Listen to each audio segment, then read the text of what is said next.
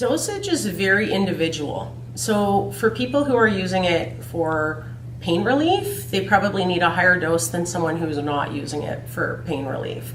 I have patients that are in their 80s that take about 12.5 milligrams twice a day. I have other patients who are older and they're taking 25 milligrams twice a day. I have other patients that have to take 100 milligrams 2 or 3 times a day. Some of them started at lower doses and have increased over time to find the right dose for them. For myself, I have to start my day every day probably with about 50 milligrams, and I treat my chronic pain with that. For someone who's using it for chemo treatment, they may need something a little higher to help with the nausea and to stimulate their appetite.